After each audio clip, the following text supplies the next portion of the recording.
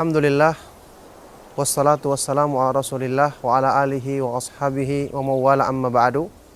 Kaum muslimin, a'azzakumullah, yang semoga selalu dirahmati oleh Allah subhanahu wa ta'ala. Lihatlah alam semesta yang indah, pegunungan, pohon-pohon yang hijau, dan hamparan dataran yang demikian mengagumkan pandangan mata. Yang ini semua Allah subhanahu wa ta'ala ciptakan sungguh untuk direnungkan dan dijadikan sebagai dalil dan bukti akan kebesaran Allah dalam diri orang-orang yang beriman. Allah subhanahu wa ta'ala berfirman dalam Al-Quran, wa fil ardi ayatul lil mukinin wa fi anfusikum afala tubsirun. Dan di bumi terdapat tanda-tanda kebesaran Allah bagi orang-orang yang yakin. Dan juga dalam dirimu sendiri terdapat tanda-tanda kekuasaan Allah. Apakah kamu tidak memperhatikannya, tidak merenungkannya? Coba lihat gunung yang demikian indah, yang demikian sempurna ciptaannya, yang tentu setiap orang yang memiliki akal yang sehat akan mengaguminya. Begitu pula kalau misalnya dia melihat pemandangan lain yang lebih indah, dia akan semakin bertambah kagum. Dan begitulah, semakin dia menilai kesempurnaan satu ciptaan Allah, semakin dia merasakan sempurnanya keindahan tersebut, maka semakin dia merasakan kekaguman dalam dirinya, semakin dia merasakan keindahan tersebut sempurna dalam dirinya, yang dengan ini harusnya dia berdalil, mengambil argumentasi untuk menetapkan sifat-sifat kesempurnaan Allah subhanahu wa ta'ala, karena dialah zat yang menciptakan keindahan alam yang demikian sempurna ini. Dengan ini orang yang beriman akan mengambil dalil bahwasanya Allah subhanahu wa ta'ala maha sempurna kekuasaannya. Karena tidak mungkin ini terjadi dan tercipta kecuali dengan kekuasaan, kecuali dengan kekuatan dan keperkasaan. Dialah Al-Aziz yang maha perkasa, dialah Al-Qawiyu yang maha kuat, dialah Al-Matinu yang maha kokoh, dialah Al-Qadir yang maha kuasa atas segala sesuatu. Kemudian dengan keindahan ini yang tidak mungkin tercipta secara kebetulan, orang yang beriman akan mengambil argumentasi bahwasanya Allah subhanahu wa ta'ala Al-Alim yang maha sempurna ilmunya, Al-Khabir yang maha terperinci pengetahuannya. Maka sifat-sifat kesempurnaan ini diyakininya dan ditetapkannya. Inilah cara mengambil faedah dari perenungan terhadap keindahan alam semesta yang kita saksikan dalam kehidupan kita di tempat ini maupun di tempat-tempat yang lainnya. Ma'asyiral muslimin rahimakumullah. Kemudian ada yang lebih penting dari itu.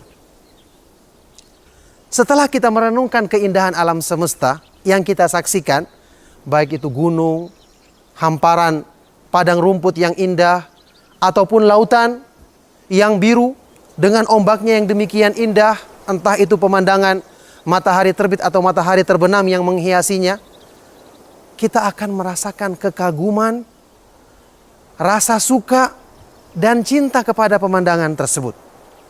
Bahkan saya katakan tadi, kalau kita melihat yang lebih indah lagi, akan semakin bertambah rasa suka kita.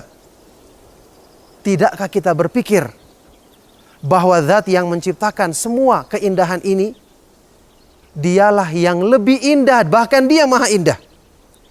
Dialah yang lebih sempurna, bahkan dia maha sempurna dalam semua sifat-sifatnya. Tidakkah kita berpikir, kalau kita mengenal Allah dengan keindahan nama-namanya, kesempurnaan sifat-sifatnya yang disebutkan dalam ayat-ayat Al-Quran, itu akan menjadikan kita cinta kepada Allah subhanahu wa ta'ala. Bahkan kecintaan kita melebihi semua kecintaan kepada makhluk, yang kita mencintai makhluk itu karena keindahannya atau karena kesempurnaan yang kita perkirakan ada padanya. Kenapa?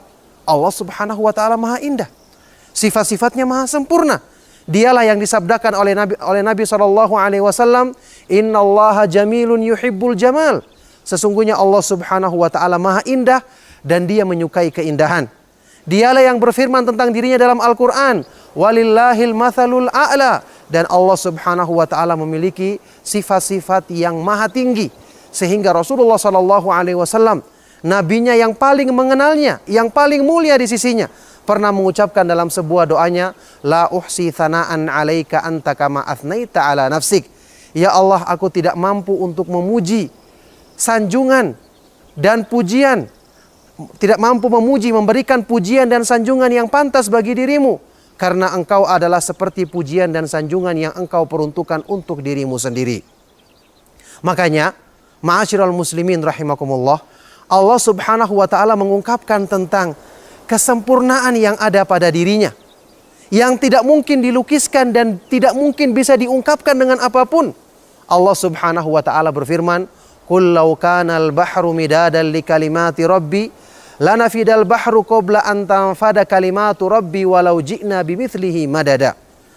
Katakanlah, seandainya lautan itu menjadi tinta untuk menulis kalimat-kalimat yang mengungkapkan sempurnanya keindahan dan kekuasaan Allah subhanahu wa ta'ala, maka sungguh lautan itu akan habis untuk menulisnya. Sebelum habis diungkapkan keindahan dan kemahasempurnaan yang ada pada nama-nama dan sifat-sifat Allah, meskipun kita akan mendatangi tinta yang sepenuh lautan itu pula. Jadi agung.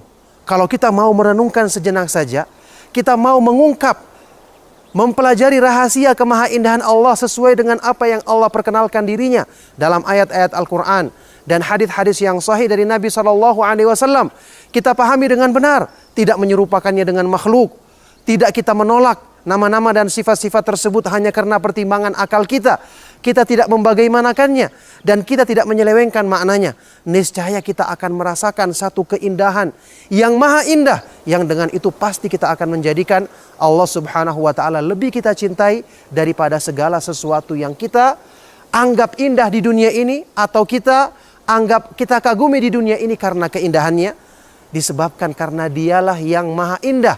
Bahkan semua keindahan yang ada di dunia adalah berasal dari ciptaannya, karunia-Nya dan anugerahnya. Maka bisa kita bayangkan bagaimana keindahan dan sempurnanya kekuasaan yang ada pada Allah subhanahu wa ta'ala.